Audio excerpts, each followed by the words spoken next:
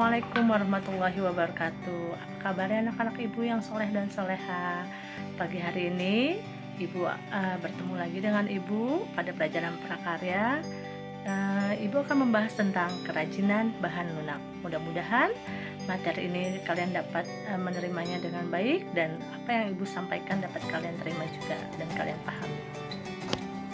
Kerajinan bahan lunak. Kerajinan bahan lunak seperti yang sudah ibu jelaskan, pada pertemuan kali ini kita membahas jenis dan karakteristik bahan lunak. Tujuan pembelajarannya, jadi lebih baik kita mengetahui dulu tujuan pembelajarannya. 1. Menjelaskan tentang kerajinan bahan lunak alam. 2. Memberikan contoh kerajinan bahan lunak. 3. Menjelaskan kerajinan bahan lunak buatan. Dan yang keempat adalah memberikan contoh bahan kerajinan buatan. Di sini kerajinan bahan lunak adalah merupakan produk kerajinan yang menggunakan bahan dasar yang bersifat lunak, empuk, lentur, dan dapat mudah dibentuk. Contohnya seperti tanah liat, plastisin, polimer clay, lilin, dan di sini adalah sabun. Kemudian di sini jenis dan karakteristik kerajinan bahan lunak. Yang beberapa bahan lunak yang digunakan merupakan produk kerajinan berbahan dari dua jenis, bahan lunak alam dan bahan lunak buatan. Di sini bahan lunak alam. Bahan lunak yang untuk kerajinannya diperoleh dari alam sekitar. Di sini tidak dicampur dengan atau dikombinasikan dengan bahan buatan. Sedangkan bahan buatan itu yang kerajinannya dicampur dengan zat kimia tertentu sehingga menjadi mudah dibentuk atau diolahnya. Contoh bahan lunak alam. Di sini contoh bahan lunak alamnya adalah tanah liat, ada kulit dari kulit tumbuhan ataupun dari kulit hewan. Dan contoh bahan lunak buatan, di sini ada sabun, ada plastisin yang kalian bisa buat mainan tuh, dan ada lilin. Di sini yang selanjutnya adalah ciri bahan lunak alam. Yang pertama, kita ambil contoh adalah tanah liat. Cirinya seperti apa sih? Pertama, memiliki warna yang beragam. Tanah liat mengandung kaolin, lebih banyak akan berwarna lebih putih kalau kaolin yang banyak. Kalau stoneware lebih kuat, maka dia warnanya keabu-abuan. Sedangkan earthenware lebih kemerah-merahan. Dan di sini mudah hancur jika tidak mengalami proses pembakaran. Jadi kalau dia harus dibakar terlebih dahulu sehingga jadi kuat yang disebut dengan keramik. Campurannya juga adalah air. Dan perwarnaan tanah liat di sini terjadi pada saat dia sudah kering ya.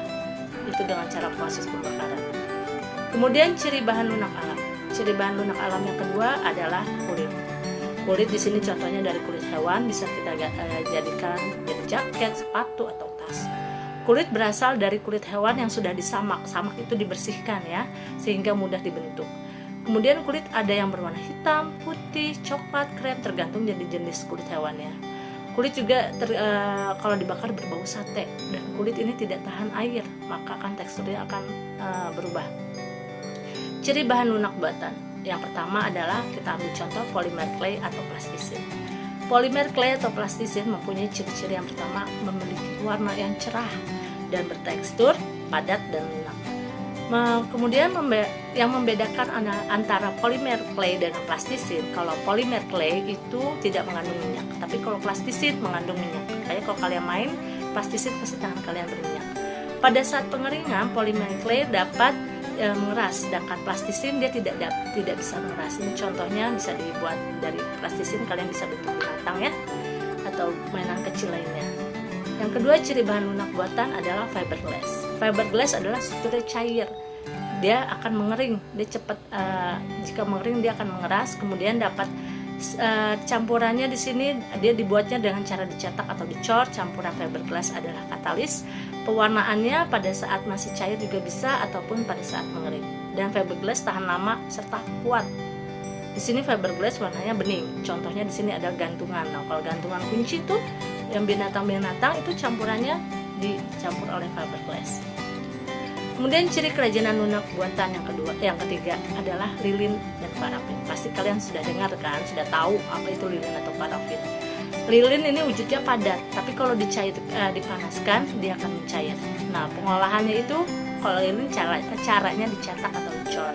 Pewarnaannya juga dilakukan pada saat mencair. Jadi waktu cair kalian kasih warna. Lilin parafin dapat dicampur dengan aroma pewangi, jadi aromaterapi seperti itu. Demikianlah penjelasan Ibu tentang materi tentang kerajinan bahan minyak hari ini. Semoga kalian dapat memahaminya dan Ibu ucapkan terima kasih. Assalamualaikum warahmatullahi wabarakatuh.